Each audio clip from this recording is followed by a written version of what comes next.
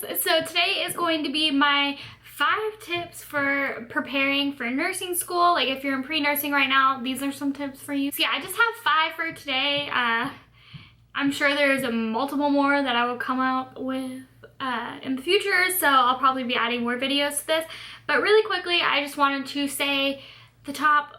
I'm not gonna say the top because I'm sure there's some really other good ones, so I'm just gonna say 5 tips for you to get into nursing school and to be prepared to go into nursing school. Tip number 1 is when you are in the pre-nursing program, you need to be prepared and you need to know the deadlines of when the applications are due. And this is really, really important because some applications you have to do an internship, you have to volunteer, some schools require you to have your CNA. Yeah, there's just gonna be lots and lots of things that you're gonna have to do, so you need to know when the deadline is so that you can be prepared. And if you are seeking out multiple schools, not every school obviously is gonna have the same deadline. So you need to look out for that as well. Some schools even require you to write an essay, and I know for me personally, writing an essay takes time. So I like to have extra time so that I know that I'm doing it right. Also, I think I'm going to be doing a video on how I applied for nursing school and how I chose what nursing school to go to because it's quite a story. Okay, so tip number 2, and I think this is kind of an obvious, if there are any extra credits or extra things that you can do for your application that say they're just recommended, you don't actually have to do them, I would go ahead and do them. It puts you a step ahead of everybody else, and honestly it makes you look better than other people that didn't do it. You know, you put the time, you put the effort in, and you did it. For example, for one of the applications I sent into one of the schools that I'm actually not going to now, but I wanted to get into their ACE program, which is the accelerated program. You didn't need to know all that, but anyway, you needed to have up to 100 hours of volunteer work in the healthcare field. A lot of people didn't do this, which that school was very, very, very competitive, and the 100 hours would give you 1 point. If you did 60 hours, you'd get 0.6 points, but it was, you know, like 0.1 point could have gotten you into the ACE program, or it could have bumped you out of in the running for it. And that brings up another topic that is actually in number 5, so stay tuned. But yes, always do the extra credit. I went out of my way and I did 100 hours.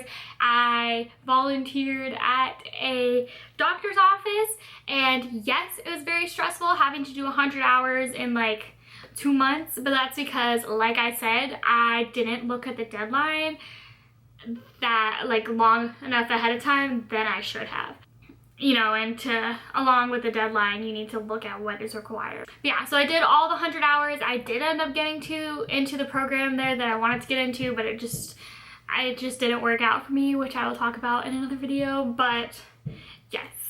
So number 2, do the extra credit. If you are lucky enough to have extra credit, you need to do it, and you should do all of it, because no matter what, you don't know if that 0.1 point is going to get you in or if it's, you know, not going to get you in. And like the thing is, if you don't get in this semester, you have to wait a whole nother semester. You know what I mean? So it's just kind of worth it to do it then. So tip number 3 is to learn your stuff.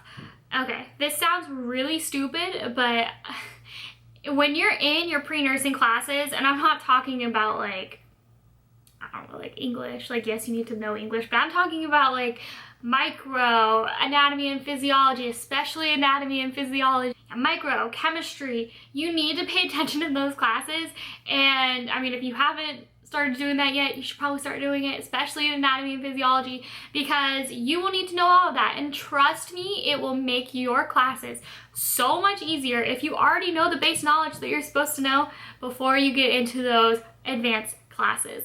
And the thing is, I didn't struggle in pathophysiology, and that is because I really, like, obviously I loved anatomy and physiology, but I really paid attention to it, and I really learned the material, and I already had that base stuff, so I didn't have to like question what was going on. Like, I already knew the basic physiology behind things. Pay attention in your prereqs and make sure you know the material. Don't just be, you know, memorizing it real quick just to lose it, because you're going to be expected to know the base knowledge of the stuff, and they're not going to teach it to you.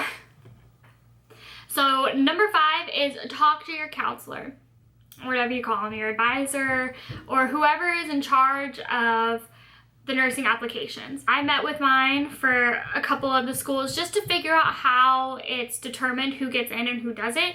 At some schools, it's strictly GPA, and it's only going to be GPA, which I believe is how my school is now that I got into. But also, there's going to be other things that are recommended. So if it's between one of you two and you have a thing that was recommended, like mine was a personal essay, then, you know, perhaps you get in over that. But other schools are going to be point systems, and this point system was really confusing, but one of the schools that I applied to, you know, if you had a 3.9 to a 4.0, you got 4 points. If you had like a 3.5 to a 3.7, you got 3.5 points. You know what I mean? So it was like a tiered point, and then you would get points for the extra credit with the hours that you spent volunteering. I can't remember the other points, but you get what I'm saying. Like, they're done differently. And if you go and talk to them, not only will you get your face known and your face shown, but you will be, it'll all be put into perspective. You'll know what you need to do. You will know the deadlines. They'll probably write it out for you. Most of the people that I met with wrote it out for me, so I knew that I was not, you know, that I wasn't going to be behind. Also, recommendation letters. You're gonna need recommendation letters. Probably I did for 2 of the schools I applied to. So make sure you buddy up with your teachers, you know. Yeah, meet with your counselor so you know what you need to do, you know what's expected of yourself. And even if you're like, my grades are just so bad, I don't think I'm gonna get into nursing school, I don't think I'm going to apply to nursing school, still meet with them. You might have a choice. Maybe there is extra points or something that you aren't aware of that they are. And so yeah, I would meet with them. So number like 5.5, I kind of like mentioned in my previous video about my clinical experience that I was not a CNA. If you do have extra time, and like I said, some schools you have to. Okay, sorry, I just got a phone call, so I'm sure this is not the same frame that it was before, but either way, yes. So, you know, if you have the time and during the summer, if you're not doing anything, I would become a CNA, you know, see, it's not going to be the same thing as a nurse, obviously, but you can kind of get your foot in there and know what you're going to do, because I was clueless when I went in there. But yeah, so those are my 5 tips for today. I will be back with you with some more tips when I think of them. Yeah, so if you're applying to nursing school right now, and if you're in the pre-nursing program, good luck, pay attention, learn a lot, and yeah, make friends, make lots of friends. You're gonna need them. Make friends with your teachers, and yeah, I hope you guys have an awesome rest of your day, and until next time, bye!